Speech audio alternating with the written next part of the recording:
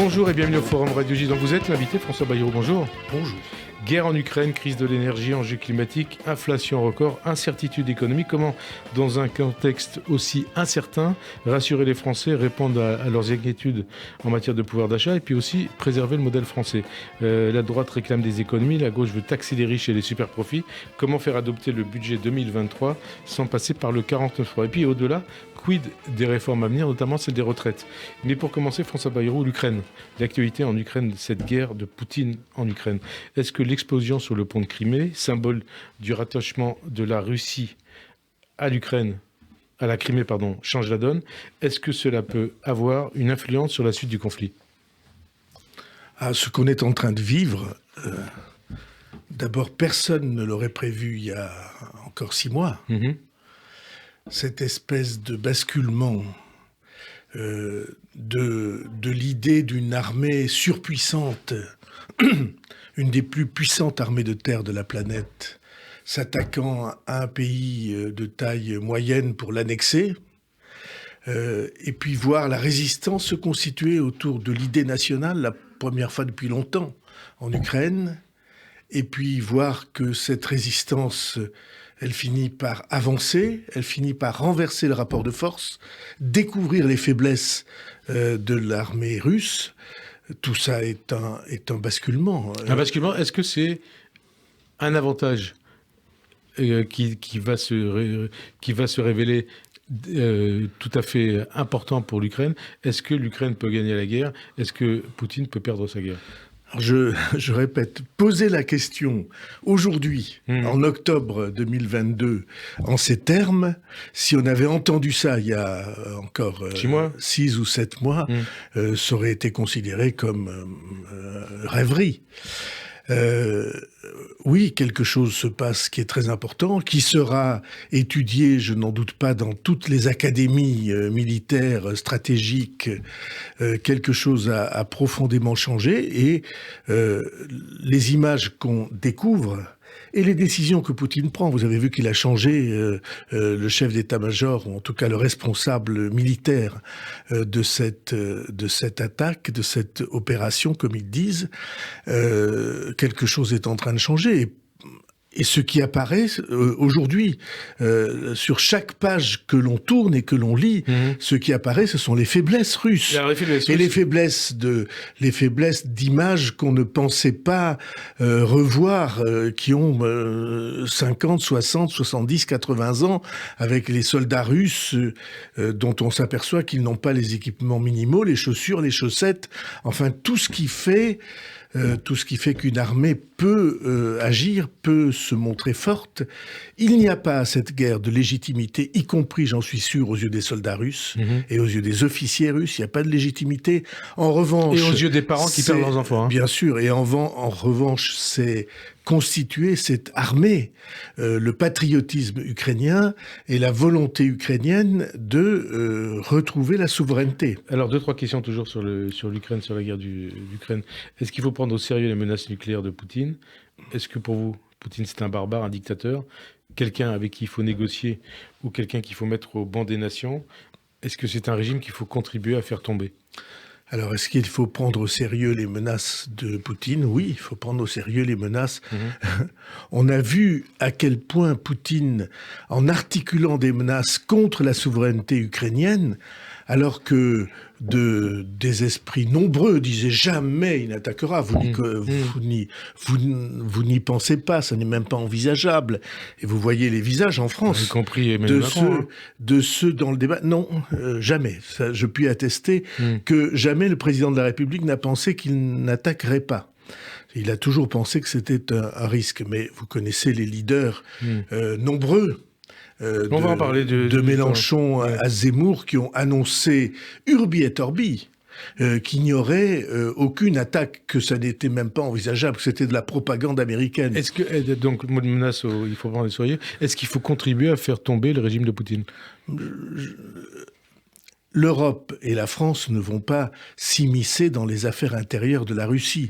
Mais vous voyez bien qu'un tyran qui déclenche une guerre pour conquérir le pays voisin et qui se fait repousser, et non seulement repousser, mais à bien des égards humilié à bien des égards humilié dans cette confrontation, celui-là se retrouve extrêmement fragile aux yeux de ses propres partisans. Et c'est toujours de l'intérieur que viennent les déstabilisations, c'est pas de l'extérieur. Je pense que affirmer qu'on devrait envisager des opérations extérieures, ce serait une très grave imprudence, contre-productive, y compris pour tous ceux en Russie qui se disent que Poutine, ça n'est pas l'avenir de la Russie et qu'il les a entraînés dans une aventure qu'ils vont payer très très cher. Le prix Nobel de la paix pour ces 3 organisations pour la paix, c'est contre un signe. Poutine, pour Bien les droits sûr. de l'homme. Non, mais c'est un signe. Vous parliez de la France. En France, le camp pro-Poutine ne faiblit pas, à l'extrême droite, mais aussi à LFI, à travers une position à la géométrie variable de Jean-Luc Mélenchon, un jour qui accuse l'OTAN, un autre jour Poutine, et puis le suivant Zelensky. Puis il y a aussi Ségolène Royal, que vous connaissez bien, qui a mis en doute certains crimes de guerre de la Russie en Ukraine. Qu'est-ce que ça vous inspire? Est-ce qu'il y a une 5e colonne pro-Poutine en France? Oh, je ne dirais pas les choses comme ça. Il y a traditionnellement en France une vision historiquement fondée, et que je ne rejette pas, qui est de dire que la Russie est un partenaire de l'Union européenne. Et la Russie est pour la France un partenaire historique. Nous avons, avec la Russie, partagé bien des enjeux historiques au travers du millénaire qui vient de s'écouler. Donc, bien sûr que la Russie est, à bien des égards, européenne. Et bien sûr qu'un jour, on peut espérer que de nouvelles autorités russes seront pour les autorités européennes et singulièrement pour les autorités françaises, des partenaires avec qui on pourra faire quelque chose. C'est De Gaulle qui parlait de l'Atlantique à l'oral. Confondre ce destin historique et cette obligation de respect des liens historiques avec Poutine, alors c'est ne pas comprendre et ne pas voir que Poutine est un dévoiement, que Poutine est pour la Russie, aura été pour la Russie ces dernières années, un malheur épouvantable parce que tout d'un coup, à la fois, il a révélé les faiblesses et il a mis son pays dans une situation d'extrême fragilité. Ce qui est le lot des tyrans assez souvent ou le plus souvent, ou même toujours lorsqu'ils sont entraînés par ce que les Grecs appelaient hubris, c'est-à-dire ne plus voir la réalité et ne plus imaginer le monde qu'au travers de sa propre gloire. Peut-être hubris aussi en Iran. Quel regard vous portez sur la situation en Iran, sur ces femmes qui, au péril de leur vie, se révoltent contre le port du voile et contre le régime islamiste? Je trouve qu'il y a peu d'images aussi émouvantes, aussi significatives que celles que nous découvrons avec cette révolte des jeunes femmes qui brandissent leur voile enlevé comme un étendard de liberté. Je trouve que nous sommes profondément impliqués avec elles. Et s'agissant des femmes iraniennes, je n'oublie pas non plus les femmes afghanes qui, elles, sont encore dans leur prison. Les jeunes femmes, les jeunes filles et les petites filles qui sont empêchées de sortir, de faire des études par des régimes fanatiques et dont le fanatisme est barbare. Vous parlez aussi bien de l'Iran que de l'Afghanistan et que d'autres pays d'ailleurs. Oui, mais enfin ces deux pays-là sont aujourd'hui en première ligne. Et les femmes iraniennes nous donnent une leçon de courage incroyable parce qu'elles sortent en sachant qu'on peut les tuer, en sachant que le régime peut les tuer.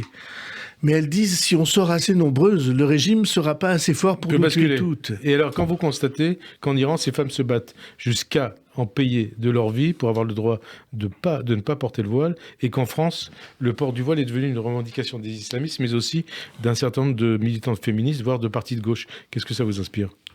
Vous savez, c'est moi qui ai interdit le voile à l'école. Quand vous étiez ministre de l'Éducation nationale. Et j'ai absolument le souvenir des polémiques qu'il y a eu sur ce sujet. Simplement, vous voyez bien de quoi ça, c'est 1994. Vous voyez bien de quoi il s'agissait. C'était un étendard pour affirmer que la loi de la religion était plus importante que la loi du pays. Et on a réussi. C'est drôle d'ailleurs parce que une des jeunes femmes qui m'a aidé à être médiatrice sur ces histoires de voile, c'est Rachida Dati. C'était la première responsabilité qu'elle assumait. Elle le rappelle toujours d'ailleurs avec émotion. Et donc ce combat-là entre ceux qui veulent que la loi de la religion soit plus importante que toutes les autres lois et ceux qui, au contraire, défendent, notamment à l'école, la loi des institutions et les valeurs de la République supérieures à toute autre valeur qu'on peut personnellement adopter. Évidemment, c'est aujourd'hui d'actualité aussi. Et voir le combat des femmes en Iran, je suis persuadé que ça trouble profondément un certain nombre de celles qui sont engagées dans ce dilemme-là. Puisque vous parlez de ce qui se passe à l'école, on va préciser les choses. Il y a une énième offensive des mouvements fréristes et salafistes pour déstabiliser l'école publique en incitant les élèves, via les réseaux sociaux notamment, à porter des vêtements religieux, à imposer un certain nombre de pratiques culturelles au sein des établissements scolaires, prières, jeûnes, collectifs, chantage envers les élèves considérés comme non conformes. Justement, vous avez été ministre de l'Éducation nationale, vous avez aussi été professeur. Oui. Est-ce qu'il faut prendre cette offensive au sérieux et comment il faut y répondre ? Alors, il faut faire très attention à ne pas créer des problèmes en affirmant qu'on va les résoudre. Ouais. Il faut les constater en tout cas. L'ouverture de fronts successifs, c'est aussi une manière de constamment crisper les rapports à l'intérieur du pays. Et donc, moi, je pense qu'en tout cas, ces offensives dont vous parlez, pour l'instant, n'ont pas la portée qui devrait en faire un débat national. 3 ans après l'assassinat de Samuel Paty, l'école est en danger, la laïcité est en danger ou pas ? La laïcité est en danger tous les jours. Et le drame qu'on a vécu avec l'assassinat de Samuel Paty et ce qu'a été l'émotion intense, la vague d'émotions de la nation, y compris avec le très beau discours du président de la République, tout ça a contribué à faire un barrage de plus aux attaques contre la laïcité. Je pense que pour nous, qui sommes citoyens, républicains, démocrates et républicains, c'est une ligne de partage.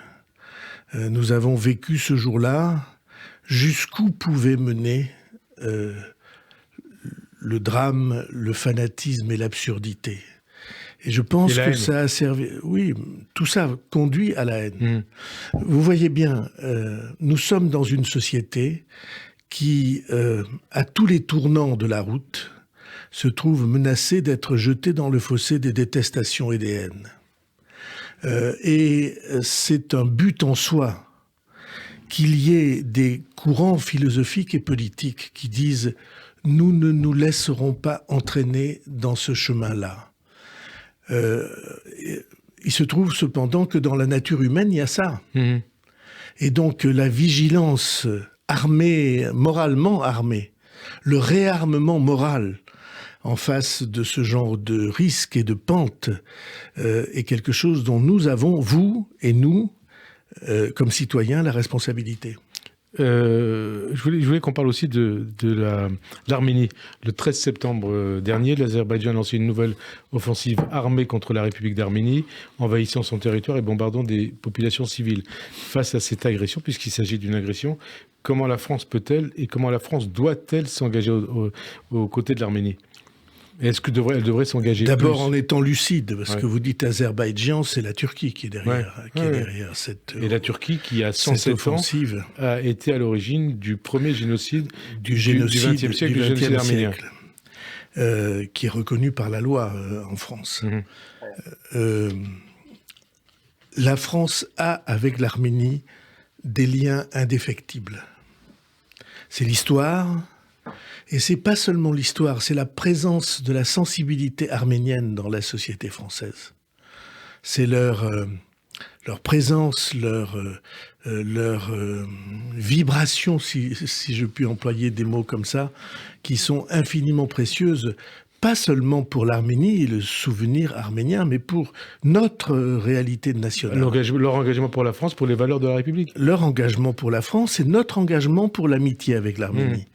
Pas seulement l'amitié, la solidarité. L'irréductible engagement pour qu'on n'efface pas ce que leur histoire tragique a été. Donc l'Arménie, est-ce que la France devrait faire plus ? Je pense qu'elle fait absolument tout ce qu'elle peut. Alors, retour en France, aux questions franco-françaises, au débat franco-français avec le début du débat budgétaire demain au Parlement. La droite réclame des économies, la gauche veut taxer les riches et les super-profits. Est-ce que la majorité doit céder ? Est-ce que le 49.3 est inévitable pour faire adopter le budget ? Le 49.3, c'est une arme institutionnelle classique. Tous ceux qui disent que le 49.3 est un abus sont à côté de la plaque institutionnelle. Ceux qui disent que le 49.3 est un abus pour tout ? Oui. Y compris pour les retraites ? On en parlera. Y compris pour les retraites. Ouais.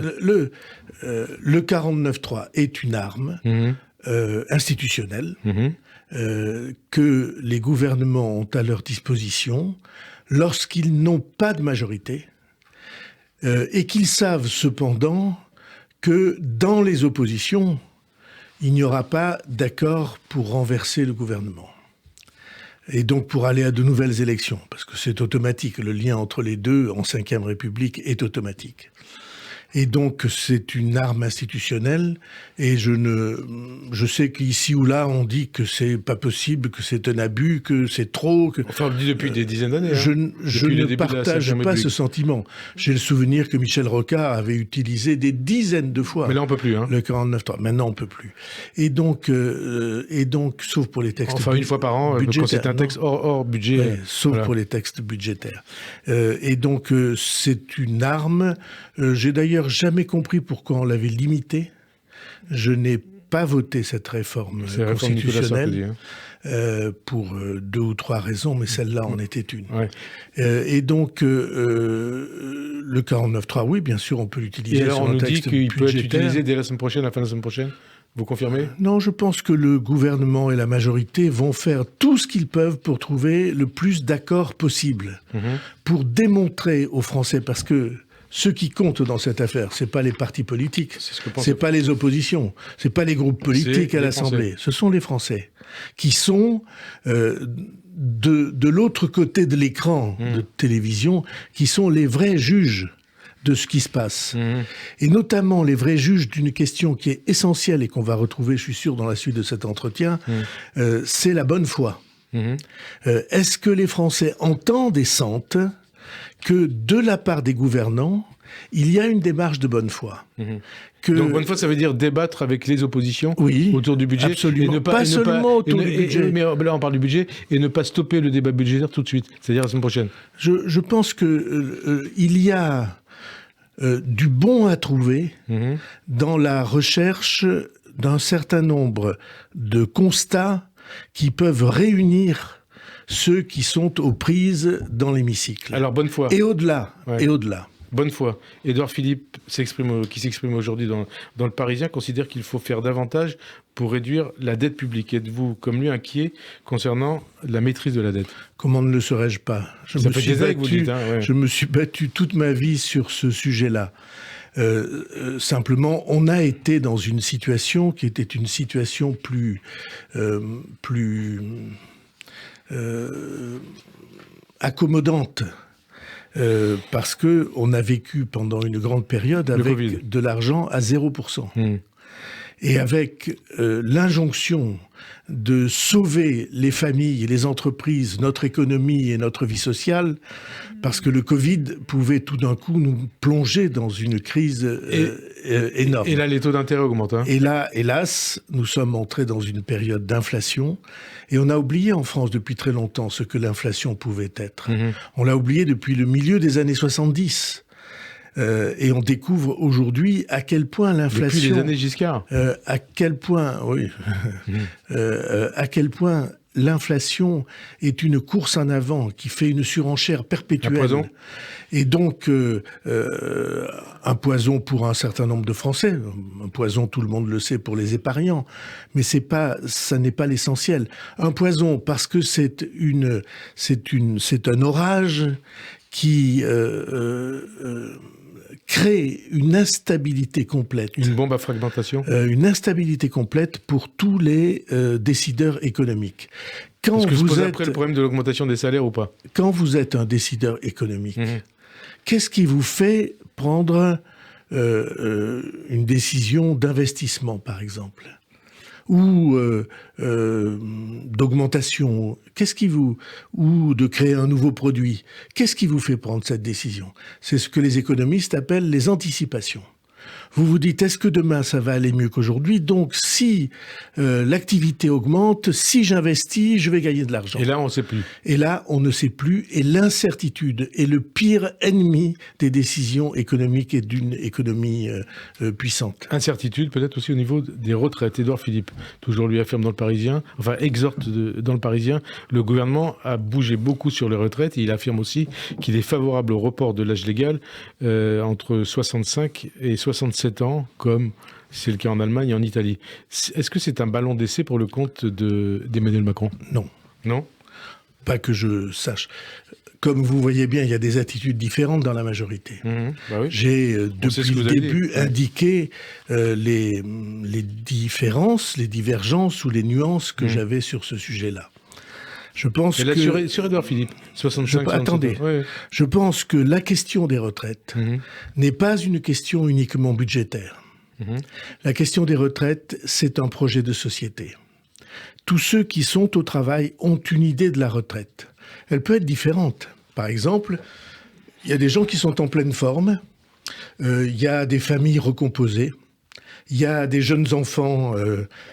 Et il y a beaucoup de gens, femmes et hommes, qui, se sentant en pleine forme et ayant ces charges-là, ont l'envie de continuer à travailler. Ils rencontrent assez souvent un problème, c'est que les entreprises ne gardent pas les seniors, ceux qui sont le plus avancés en âge, parce qu'ils coûtent plus cher que de plus jeunes. Et je pense que ça, c'est une question. Olivier Dussopt la pose dans une interview ce matin. Et il est très juste de poser cette question. Il y a des gens qui sont usés. Il y a des femmes et des hommes qui sont usés. Donc c'est le problème notamment de la pénibilité. Je ne quitte jamais de la pensée. Je suis, comme vous savez, maire de Pau. Et comme à Pau, comme dans toutes les villes importantes, il y a ce qu'on appelle un CCAS, c'est-à-dire un comité d'action sociale, qui s'occupe de la prise en charge de tous les gens qui ont de graves difficultés. Je sais ce que c'est la vie de ces... J'allais dire de ces femmes et de ces hommes, c'est plus souvent des femmes. De ces femmes qui ont la charge du soin à ceux qui sont dépendants, grabataires, qu'il faut lever, c'est très...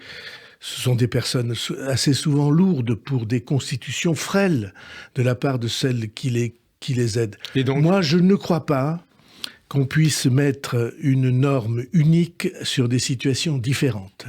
Donc, je pense qu'il est très important. Ouais. Je pense qu'il est très important de mettre sur la question des retraites naturellement une incitation à travailler plus longtemps. Incitation.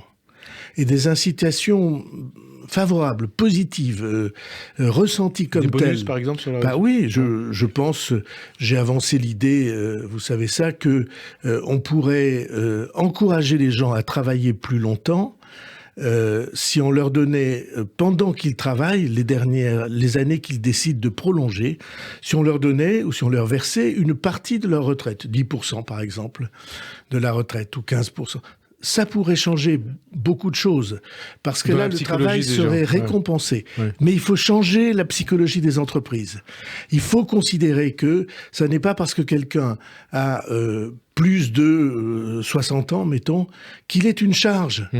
Parce que ça n'est pas vrai. Ça peut être un atout. Alors, ça devrait être un atout, et en particulier pour cette question de la transmission. De la transmission des savoir-faire, de la transmission de l'état d'esprit, et un lien entre les générations. Je reviens à la question que je vous posais au préalable. Édouard Philippe, en parlant de départ à la retraite de 65 à 67 ans, est-ce qu'il met de l'huile sur le feu ? Est-ce qu'il met la réforme en danger, comme ça avait été le cas en 2020 quand il était Premier ministre ? C'est sa conviction, donc moi Est-ce qu'il met de l'huile sur le feu ? Je ne partage pas cette idée que le seul avenir des retraites, ça soit de porter l'âge légal de départ à la retraite à 67 ans. Je ne le crois pas, même si Édouard Philippe dit mais les Allemands l'ont fait ou les Italiens l'ont fait.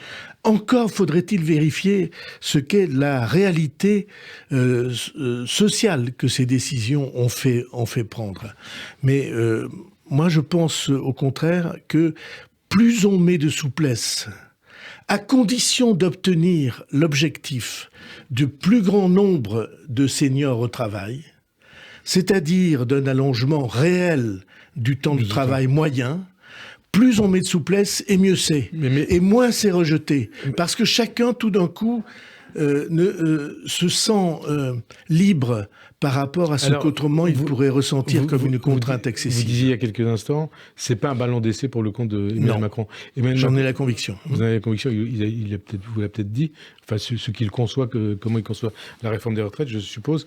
Est-ce qu'Emmanuel Macron peut aller dans ce sens, une retraite, départ à la retraite à 67 ans, ou est-ce que le fait que son ancien Premier ministre dise ça l'embarrasse quelque part ? Je suis persuadé que ça n'est pas son idée. Ouais. Vous savez qu'il a dit pendant la campagne électorale qu'il était souple sur cette affaire de l'âge. Il a parlé de 65 ans. Non, il a parlé d'abord de 65, après de 64. Et il reparle de 65 ans, là. 2031. Et donc, je suis persuadé que ce n'est pas son idée. En tout cas, ça n'est pas la mienne. Je pense, vous savez que je me suis battu pour la retraite par points dès les élections présidentielles de 2002. Et donc, parce que je pense que c'est ça l'avenir. Et alors, il faut revenir à la retraite par points parce que ça a été abandonné après. Ne me faites pas dire ce que je dis pas parce que le sujet est assez délicat en ce moment et je n'ai pas l'intention, moi, de mettre de l'huile sur le feu. Donc ça veut dire qu'Édouard Philippe en met ? Mais non. Hein? Et je pense ceci qui est très précis. Je pense qu'il faut une part ou une garantie que des situations différentes obtiendront un traitement différent et que c'est une décision si importante pour la vie qu'il faut qu'on garantisse que le choix de ceux qui vont partir à la retraite, d'une certaine manière, aura sa place dans la décision de départ. Et ça, c'est quelque part un message que lance le haut commissaire au plan, le secrétaire général du... Laissez-moi terminer la question. Le secrétaire général du Conseil national de la refondation à Laurent Berger. Parce que Laurent Berger, il faut le... S'agit pas de connivence. Il faut le remettre au sein du dispositif. Mais je vais vous dire une chose simple. Quels sont les atouts du pays dans la situation si difficile où nous nous trouvons et dans la crise si menaçante qui est devant nous? Vous savez que j'ai dit il y a déjà plusieurs mois que c'était pour moi la crise la plus grave depuis la guerre. Et nous y sommes toujours. Dans laquelle on n'y est pas entré, dans laquelle nous allons entrer, vraiment. Donc je suis très, très prudent sur cette affaire. Quels sont les atouts que la société française a en son sein? Pour moi, l'atout principal, c'est le grand courant réformiste du pays. Donc, notamment c'est-à-dire ceux qui, dans le monde politique, dans le monde syndical, dans le monde associatif, considèrent que ça n'est pas la violence, que ça n'est pas le renversement de nos cadres de vie qui sont la solution pour l'avenir. Tous ceux qui pensent qu'il faut faire évoluer les choses dans le sens de plus d'attention aux difficultés et dans le sens de plus d'ambition pour produire, pour imaginer, pour former, pour éduquer, c'est ceux-là qui sont les vrais alliés de la société française et des plus fragiles dans la société française. Et dans ces courants-là, il y a évidemment le syndicalisme réformiste, il y a les courants politiques réformistes, il y a les courants associatifs réformistes. Et Laurent Berger, il peut être raccroché à cette réforme ou pas? Oui, vous lui poserez la question. Non, mais qu'est-ce que vous en pensez? Vous voyez bien l'idée qu'on s'exprime toujours à la place des autres n'est pas mon idée. On lui posera la question. Mais j'ai beaucoup de respect pour Laurent Berger et j'ai beaucoup d'espoir dans la prise de conscience de ce courant qui est pour moi un courant central pour l'avenir du pays. Un référendum sur la réforme des retraites, c'est envisageable ? J'ai toujours défendu ce principe. Mais là, aujourd'hui, vous le Mais défendez. aujourd'hui, je ne me prononce pas sur ce point. Je trouve qu'Olivier Dussopt fait du bon travail. Ouais. Je voudrais simplement dire une chose, si vous permettez. Oui. Comme vous savez, je me suis beaucoup battu pour qu'on ait cette période de concertation. Ça vous suffit 2 mois de discussion. concertation ? 3. Octobre, novembre, décembre. Vous demandiez décembre. 4, donc c'est... Octobre, novembre, décembre. Oui. Et donc, je crois beaucoup à la nécessité de prendre le temps de préciser, et notamment aux yeux de l'opinion publique, les raisons qui rendent indispensable la réforme des retraites. Alors au départ... Alors, attendez, j'ai pas tout à fait fini. Je pense qu'une grande partie des Français a à l'esprit qu'il faut une réforme des retraites. Ils ne savent pas très bien pourquoi, sauf qu'ils voient bien autour d'eux qu'il y a un vieillissement, un allongement de la durée de la vie et de la durée de la vie en bonne santé, et que cet allongement, il entraîne une chose, c'est que la charge des pensions de retraite, elle pèse sur ceux qui travaillent. C'est ça la retraite par répartition, c'est-à-dire tous ceux qui sont au travail payent la pension de ceux qui sont en retraite. Or, comme il y a de plus en plus de gens à la retraite et de moins en moins de gens au travail, comme ou en tout l'espérance cas, de vie augmente, hein. Proportionnellement, évidemment, les Français pensent que oui, c'est raisonnable. Mais personne ne donne jamais les chiffres. Personne ne donne jamais des faits établis qu'on pose sur la table. Y compris le corps. Et qu'on soumette à la discussion. Le corps, qui est une instance sûrement de bonne foi, ils sont assez évolutifs dans leur... c'est le moins qu'on en puisse dire, dans tous les ans, leur ça jugement. Et il faut qu'on avance. Mais il faut qu'on avance, et je vous encourage à réfléchir à ça. Il faut avancer, non pas seulement dans les négociations entre organisation et gouvernement, il faut avancer dans la prise de conscience de l'opinion publique. Et c'est pour moi probablement l'enjeu le plus important de ces 3 mois de concertation. On vous a senti isolé au sein de la majorité quand vous avez mis en garde justement contre un passage en force de la réforme des retraites, notamment via le PLFSS et le 49.3.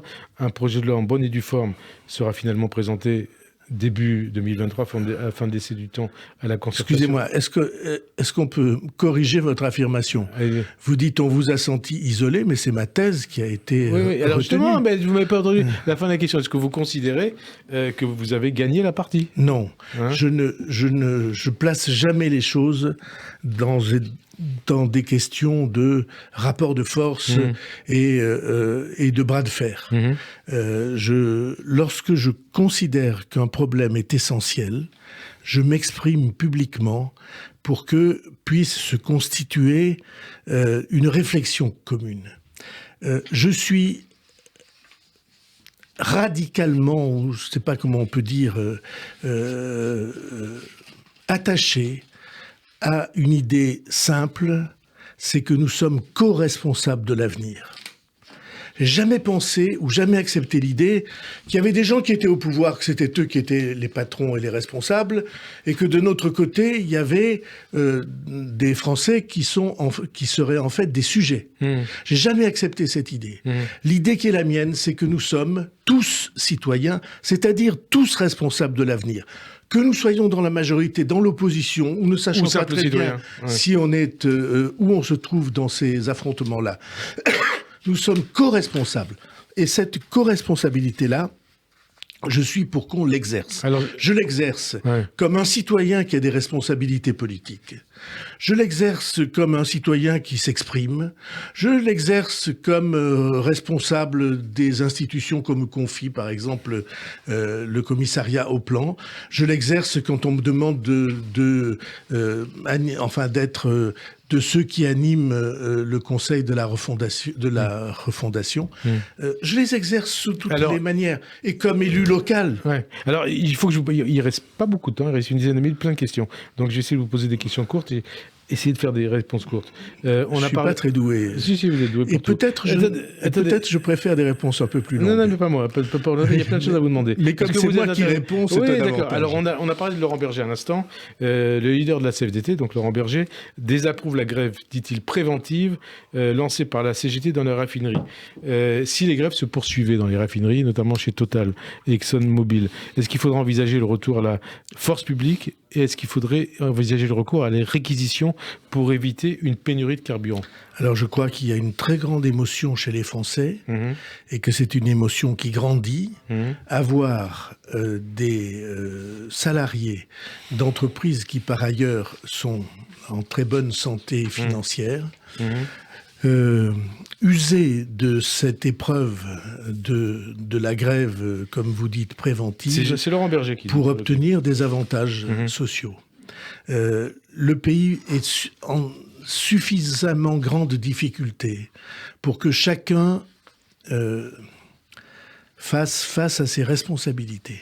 Et donc que chacun réfléchisse en conscience. Et si ça n'était pas le cas, si on était devant des situations d'irresponsabilité, alors le gouvernement serait fondé à prendre les mesures plus drastiques que vous avez évoquées. À la force publique, réquisition par exemple. D'ici combien de temps? On a combien de temps? Le gouvernement a combien de temps? Ce qui est bien, c'est que quand on est journaliste, on peut poser des questions, même quand on est politique, on est pas obligé d'y répondre. Mais bon, c'est une question de jour. Oui. Une question de jour.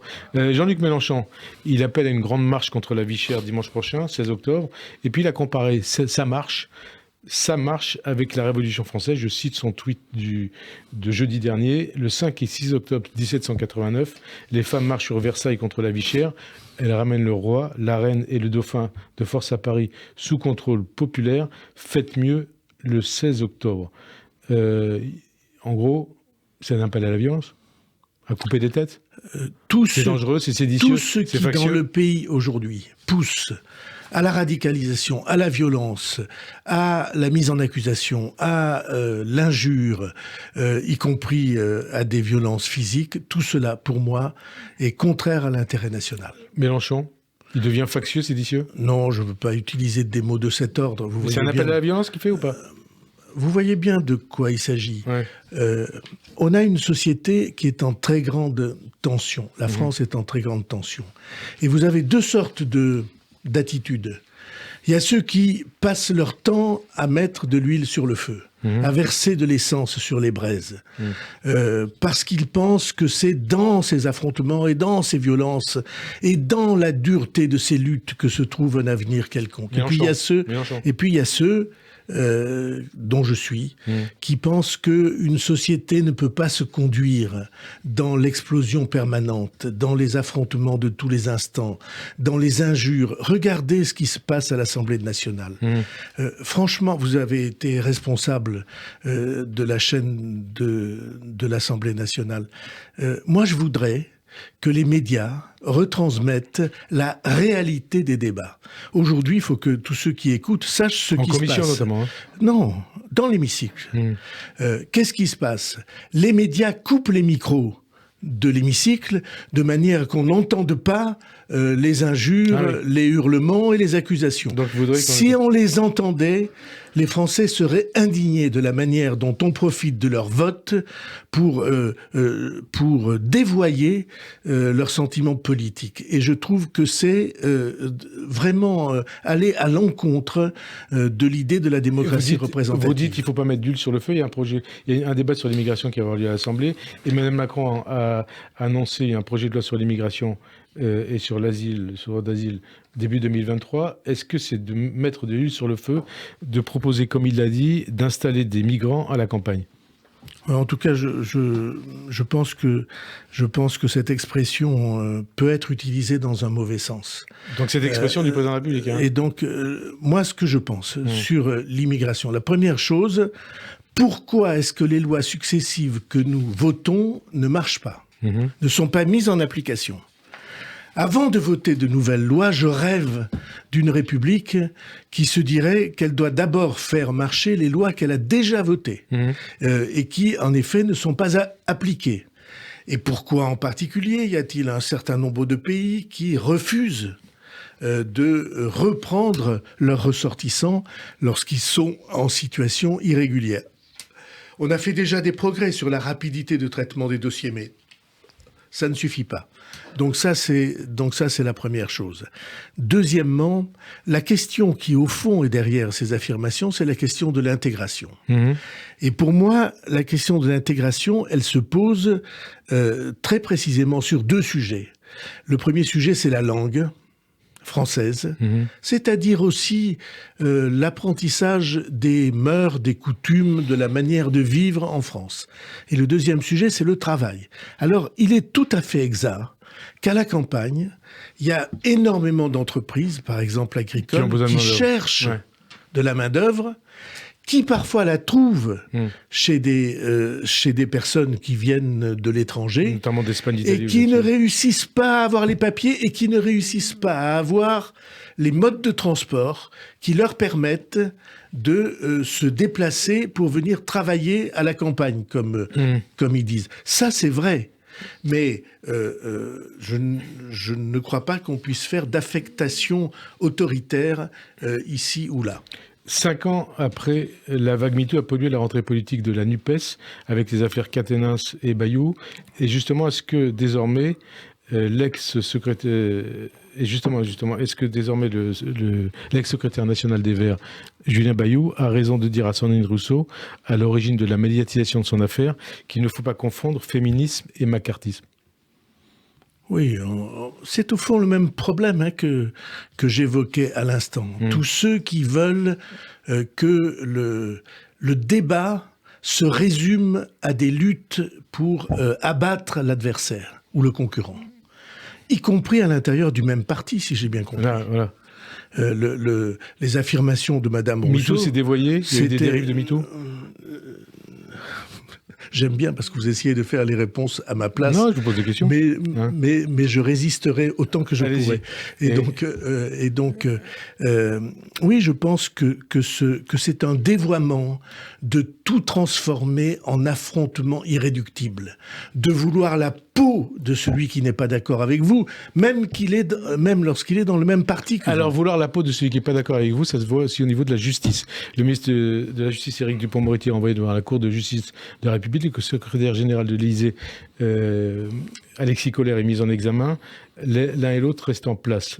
Est-ce tenable? Et puis je veux faire le parallèle avec ce qui vous est arrivé il y a 5 ans.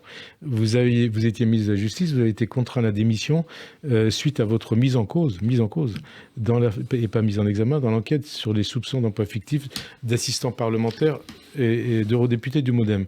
Est-ce que vous voyez, dans la manière dont se sont déroulées ces deux histoires, entre guillemets, une injustice qui vous a été faite? D'abord, je n'ai pas été contraint à la démission. Jamais. Oui, vous avez démissionné. Je n'ai même pas démissionné. J'ai refusé de participer au deuxième gouvernement. Mon amie Marielle de Sarnez avait fait la même chose. À laquelle on rend hommage aujourd'hui. Oui. Pourquoi? Parce que j'ai jugé, en mon âme et conscience, personnellement, parce que tout ça, c'est des affaires personnelles. J'ai jugé que je ne pouvais pas exercer mes fonctions dans la sérénité nécessaire s'il y avait contre nous des accusations aussi scandaleuses et fausses. Est-ce qu'Éric Dupond-Moretti devrait faire comme vous? Il apparaîtra qu'elles sont fausses. Est-ce qu'Éric Dupond-Moretti devrait faire comme vous? La situation n'est pas du tout la même. J'avais fait une grande partie de mon engagement politique sur le thème de la moralisation de la vie publique. Et il y avait besoin. Et j'en étais chargé. Et vous voyez à quel point c'était invivable que vous soyez chargé de la moralisation et qu'on vous attaque précisément en vous imputant des attitudes... Au-delà de ça, et des réalités qui étaient le contraire. La justice est une autorité, pas un pouvoir. Je ne laisserai pas la justice devenir un pouvoir. C'est Emmanuel Macron qui a déclaré ça le 13 juillet 2021 au Conseil des ministres après la mise en examen d'Éric Dupond-Moretti. Est-ce que vous faites partie de ceux qui considèrent que les magistrats oublient un peu trop que leur rôle n'est pas d'être un pouvoir, mais voire un contre-pouvoir? Et est-ce que vous faites partie de ceux qui considèrent que les magistrats règlent un peu trop leur compte avec les politiques? Qu'il y ait des affrontements entre la magistrature et le pouvoir, ça dure en France depuis des siècles. Et ça a été la cause ou une des causes de l'effondrement de la monarchie, de l'ancien régime. Donc c'est pas tout à fait neuf. Mais Mitterrand disait faites attention parce que ce type d'affrontement a causé la mort de la monarchie, ça causera la mort de la République, disait-il. Je l'ai entendu de mes propres oreilles dire ça. Ma vision n'est pas exactement la même. Alors, je vais vous dire la mienne. Pourquoi est-ce que je pense que c'est une autorité et pas un pouvoir ? Parce qu'un pouvoir, ça doit être élu. La légitimité d'un pouvoir, c'est ce que vous confient les citoyens. Il se trouve que les magistrats ne sont pas élus, qu'ils ont un fonctionnement interne, et que donc ils ne peuvent pas être un pouvoir, ou alors on décide par exemple de faire élire le procureur général de la nation. Ouais. Mais ça n'est pas la situation. Et cette différence entre élu d'un côté et chargé d'une autorité de l'autre, elle est fondamentale. Il nous reste 1 minute et 2 questions. D'abord, où en est votre parcours judiciaire dans l'affaire dans laquelle vous avez été mis en cause ? Comme vous l'avez dit, ça fait plus de 5 ans, et je répète que tout ceci est faux. Tout ceci est faux. Dernière question. Beaucoup pensent déjà à 2027, au sein même de la majorité, comme Édouard Philippe, Bruno Le Maire ou Gérald Darmanin. On dit que vous aussi, vous y pensez. 76 ans, vous aurez 76 ans en 2027. Est-ce que c'est un bon âge pour être candidat et pour être président ? Alors, vous êtes drôle parce que c'est ce genre de rumeurs-là émaille constamment le débat. C'est très simple. Ouais. Je suis, et vous aussi, un citoyen de plein exercice. Est-ce que j'ai jamais renoncé à exercer cette citoyenneté ? Non. Donc, d'être candidat. Et j'exercerai, autant que je le pourrai, cette citoyenneté à dans tous les rôles et tous les engagements qui font que la France, la société française, peut choisir un destin qui ressemblerait à ce que je crois. Donc, à ce que, comme idéaliste, si vous voulez, je veux bien être taxé d'idéalisme. Comme idéaliste, je crois que la France va mal, je crois qu'elle pourrait aller très bien.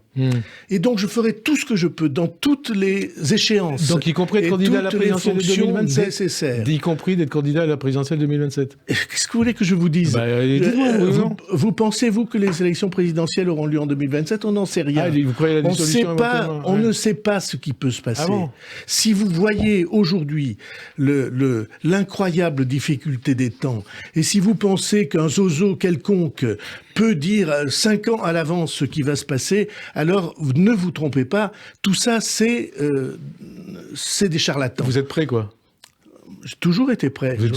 J'ai déjà été candidat 3 fois, qu'est-ce que vous me racontez ? Donc, Bayrou, candidat et président, pourquoi pas ?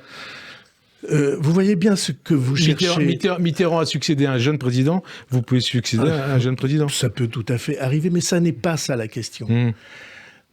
Vous traitez de ces sujets, pardon, ne prenez pas mal ce que je vais dire. Mais parce qu'on arrive vous traitez de ces sujets d'un ton léger. Pas du tout.